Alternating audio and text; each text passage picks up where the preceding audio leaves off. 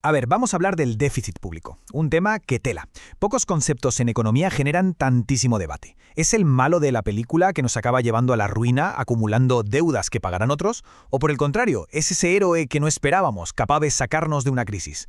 Pues hoy vamos a intentar desenredar un poco todo este lío. Es que, si miramos la historia, nos encontramos con ejemplos para todo. Hay países que han usado el gasto público para levantar infraestructuras increíbles y para salir de recesiones muy duras. Pero también hemos visto a otros cuya economía se ha venido abajo aplastada por el peso de su propia deuda. La línea que separa usar el déficit como un motor y caer por el precipicio de una crisis es, créanme, finísima. Bueno, antes de ponernos a juzgar si algo es bueno o es malo, lo primero es entender qué es. Así que empecemos por lo más básico. ¿Qué es exactamente un déficit? Mirad, para que se entienda fácil, imaginemos una balanza. En un platillo ponemos los ingresos del gobierno, que vienen sobre todo de los impuestos, y en el otro, todos sus gastos. Sanidad, educación, carreteras, lo que sea. Pues bien, cuando el platillo de los gastos pesa más, la balanza se inclina, y ese desequilibrio, eso en esencia, es el déficit público. ¿Vale? Pero si hay un agujero, ¿cómo se tapa? Un gobierno no puede decir, oye, que este mes no pago. La única manera es pedir dinero prestado. Y aquí viene la conexión clave, la que no podemos olvidar. Cada euro de déficit, ¡pum!, se convierte casi automáticamente en un euro de nueva deuda pública. Ahora, ojo, que no toda la deuda es igual. Un gobierno puede pedir prestado, en casa, por así decirlo, a sus propios ciudadanos y empresas. Eso es la deuda interna. O puede ir a los mercados internacionales, a pedir fuera. Esa es la deuda externa. Y esta diferencia es fundamental, porque depender de gente de fuera, de acreedores extranjeros, añade un nivel de riesgo totalmente distinto.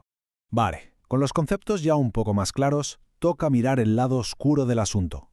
¿Cuáles son los peligros reales cuando esta herramienta se nos va de las manos? ¿Qué pasa cuando el déficit deja de ser parte de la solución para convertirse en el verdadero problema? Todo empieza aquí. La primera ficha del dominó cae cuando un gobierno gasta muy, pero que muy por encima de lo que tiene. Este simple hecho puede poner en marcha una reacción en cadena que nos afecta a todos, desde lo que nos cuesta una barra de pan hasta si una empresa decide contratar a más gente o no. Las consecuencias las notamos sobre todo en dos sitios. Primero, en el bolsillo. Si el gobierno empieza a inyectar mucho dinero en la economía, de repente hay más gente queriendo comprar lo mismo y claro, los precios suben. Eso es la inflación. Y segundo, en el crédito. El gobierno se convierte en un competidor gigante que necesita pedir prestado y al hacerlo compite con empresas y familias haciendo que los préstamos sean más caros para todos. Y esto nos lleva a un efecto un poco paradójico, que los economistas llaman crowding out o efecto desplazamiento. A ver, si a las empresas les cuesta más caro pedir un préstamo, ¿qué hacen? Pues lo normal, invierten menos, contratan menos, crecen menos. Al final, el intento del sector público por animar la economía puede acabar ahogando al sector privado. Y si hablamos de deuda externa, el riesgo se dispara. De repente, la estabilidad de un país ya no depende solo de sí mismo, sino de un montón de factores que no puede controlar. ¿Qué pasa si se desploma el precio de lo que exportamos? ¿O si los tipos de interés suben en todo el mundo? ¿O peor? ¿Y si los inversores de fuera simplemente pierden la confianza? Cada uno de estos puntos es un cable de alta tensión que puede provocar una crisis financiera de las gordas. Pero a ver, que hasta ahora hemos pintado un panorama muy negro. ¿Quiere decir esto que el déficit es siempre el villano? Pues no, no tan rápido. Vamos a darle la vuelta a la tortilla, porque si se usa con cabeza y con estrategia, puede ser una herramienta de crecimiento potentísima. La frase clave aquí es esa, bajo ciertos límites. Pensemos en una recesión. Las empresas no invierten, la gente no gasta, la economía se para. Pues bien, en ese momento, el gobierno puede dar un paso al frente. Puede actuar como un colchón, usando el gasto público para que la caída no sea tan brutal y para empezar a poner en marcha la recuperación. Y esto no es nada nuevo, ¿eh? Históricamente siempre se ha hecho. En épocas de vacas flacas, los gobiernos han gastado por encima de sus ingresos para reactivar la máquina. El ejemplo más claro y reciente que tenemos es la crisis financiera de 2008. Ahí, el gasto deficitario, coordinado entre varios países, fue la herramienta principal para evitar un colapso mundial. Y el objetivo estaba clarísimo: salvar empleos e impulsar el crecimiento. Entonces, si el déficit puede ser héroe y villano, ¿cómo sabemos cuándo es una cosa o la otra? Pues la respuesta está, en gran parte, en cómo lo medimos. Y aquí la cosa se complica, porque mirar solo el balance de ingresos y gastos es como intentar entender un iceberg viendo solo la puntita que asoma por encima del agua. El problema con la forma tradicional de medirlo era precisamente todo lo que se dejaba fuera.